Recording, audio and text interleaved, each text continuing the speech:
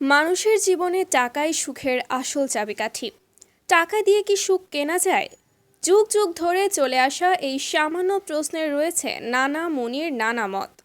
কারোর মতে জীবনের সুখ শান্তির জন্য অর্থের প্রয়োজন নেই, আবার কেউ মনে করে টাকা থাকলেই জীবনে সুখ আসতে পারে।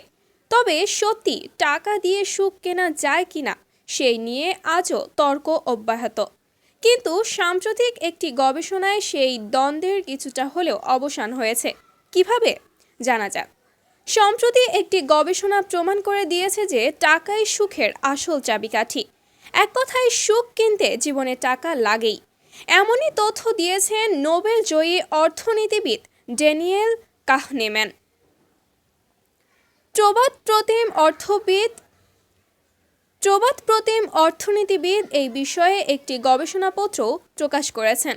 আর সেই গবেষণার মূল তত্ত্ব হলো শুধু টাকাই পারে মানুষের জীবনে প্রকৃত সুখ আনতে।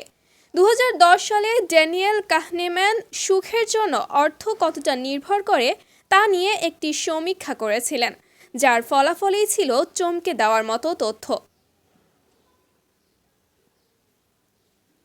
সমীক্ষায় দেখা গিয়েছে কোনো মানুষের কাছে $৭৫,০০০ অর্থাৎ ৬২ লাখ টাকা থাকলেই তিনি সবচেয়ে বেশি সুখী হন। তবে আয় বাড়লেও আনন্দ বাড়বে না। কিন্তু নতুন গবেষণায় উঠে এসেছে এক অন্য তথ্য, যেখানে বলা হয়েছে আয় যত বেশি আনন্দের মাত্রাও তত বেশি হবে।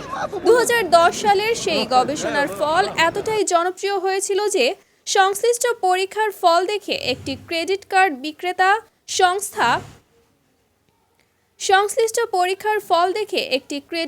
বিক্রেতা সংস্থা তাদের কর্মীদের মাইনে বাড়িয়েও দিয়েছিল। সেই কোম্পানি কর্মচারীদের ন্যূনতম বেতন ৬২ লাখ টাকা করেছিল। এমনকি এর জন্য নিজেদের বেতনও কমিয়ে ফেলেন ঊর্ধ্বতনদের কয়েকজন। এখন এই নতুন গবেষণাটি চলতি বছর ন্যাশনাল একাডেমি অব সায়েন্সের কার্যপ্রণালীতে প্রকাশিত হয়েছে। অন্যদিকে সম্প্রতি গবেষণায় কাহনেম্যান ব্যাখ্যা করেন সুখের অনেক নির্ধারক রয়েছে, তার মধ্যে একটি হলো অর্থ। আর সেই অর্থই সুখের একমাত্র গোপন চাবিকাঠি, যা মানুষের জীবনে সুখ বাড়াতে অনেকটাই সাহায্য করে।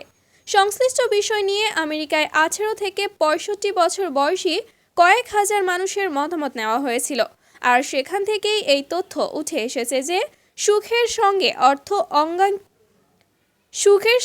অর্থ অঙ্গাঙ্গিকভাবে জড়িত, অর্থাৎ জীবনে অর্থ থাকলেই সুখী হওয়া যায়।